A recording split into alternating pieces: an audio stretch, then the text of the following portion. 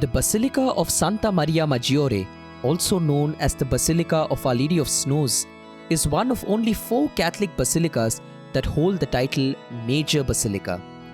The other 3 are the basilicas of St. John Lateran, St. Peter, and St. Paul outside the walls of the Vatican. The origin of the basilica is connected with a miraculous event. On the night of the 4th of August 358 AD, a wealthy Roman senator named Giovanni dreamt of the Virgin Mary. She told him to build a church dedicated to her in a place where she would perform a splendid miracle.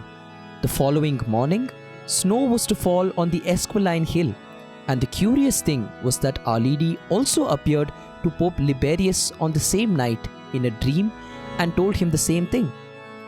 The next morning, it did actually snow on the hill.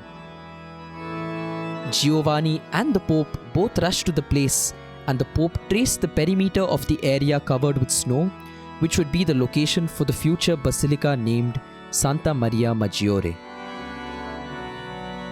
The church in its early years was known as the Church of St. Mary of the Crib, Santa Maria ad Presepe, a name it was given because of its relic of the crib or manger of the Nativity of Jesus Christ.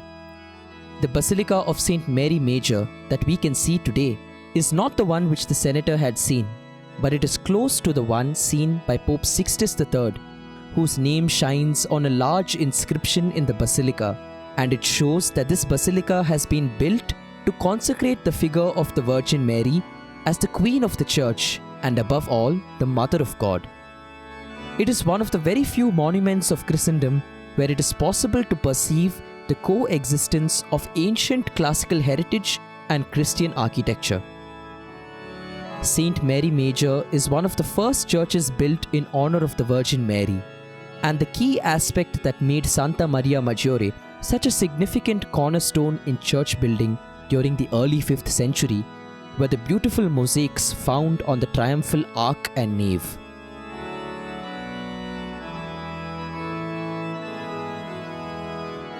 In fact, the first ever gold to arrive from the Americas, brought by Christopher Columbus, presented by Ferdinand and Isabella to the Spanish Pope Alexander VI, was used to make the roof of this magnificent basilica.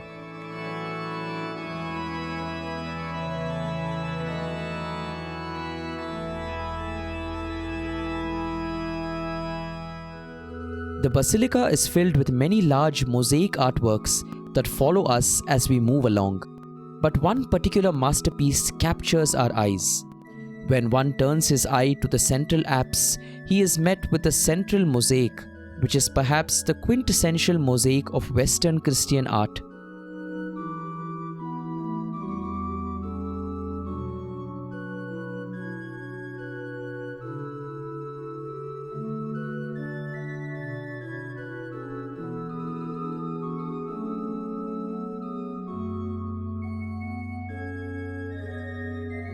The mosaic of Maesta or Majesty by Jacopo Toriti, where the Virgin Mary, the Theotokos, appears seated on her majestic throne, while Christ, her divine Son, crowns her, proclaims her as the Queen of Heaven, and places her by his side, calling her beloved. Apart from this, there are also mosaics depicting scenes of our Blessed Mother's life and that of our Lord Jesus Christ. And not only that, there are also scenes from the Old Testament, Moses striking the Red Sea and the Egyptians drowning in the Red Sea, etc. Back then, mosaic art was used because it was the queen of architectural techniques, capable of all others to attract people to itself.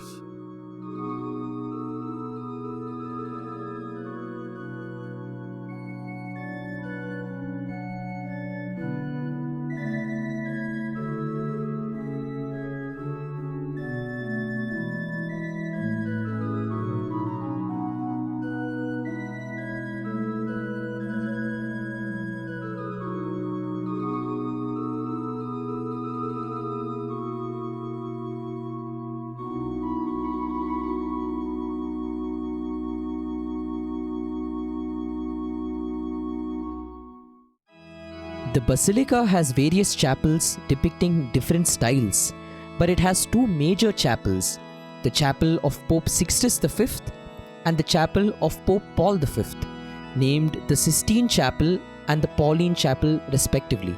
Pope Sixtus V constructed the Sistine Chapel, and it is not to be confused with the Sistine Chapel of St. Peter's Basilica, named after Pope Sixtus IV.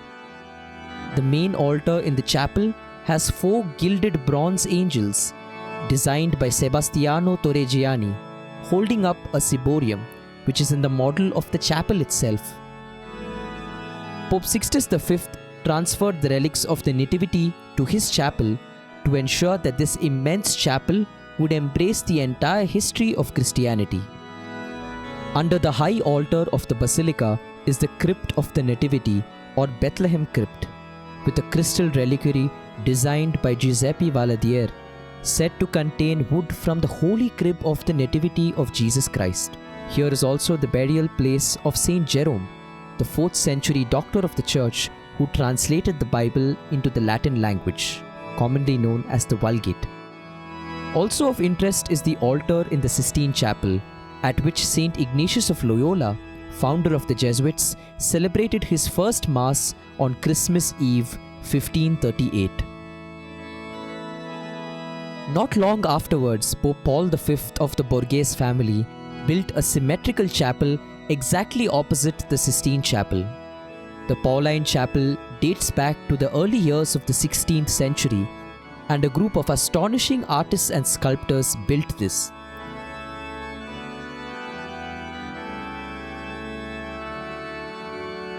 The dome of this chapel contains the painting of Our Lady being assumed into heaven, painted by a Florentine painter. Here Our Lady is standing on a crescent in accordance with popular Christian portrayal. However, if one observes closely, one can see craters on the surface of the moon, a discovery which was made only a few years prior to the painting itself by Galileo. Thus, we can see how the Church respects science, and that science and faith go hand in hand.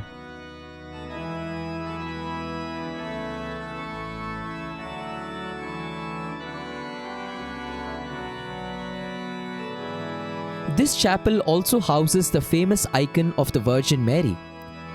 It is known as Salus Populi Romani, or health of the Roman people, or salvation of the Roman people, due to a miracle in which the icon reportedly helped keep many plagues away from the city, thus saving the Roman people.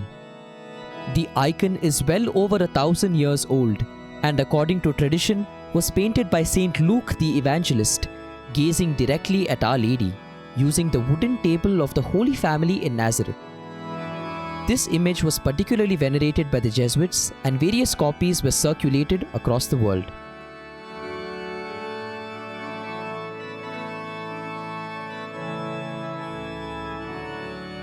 As a papal basilica, Santa Maria Maggiore is often used by the Pope.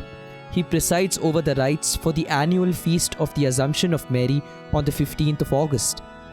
The liturgical feast of the dedication of the Basilica of St. Mary Major is celebrated each year on the 5th of August. At the conclusion of the solemn Mass of that day, a shower of white rose petals falls from the dome of the chapel of Our Lady, where the image is kept, a beautiful custom that is kept to this day to remember the miraculous snowfall. And thus, the Basilica of Santa Maria Maggiore is one of the most illustrious marvels of Christendom. If you found this video informative, don't forget to share it with your friends and family. Until next time, God bless you and Salve Maria.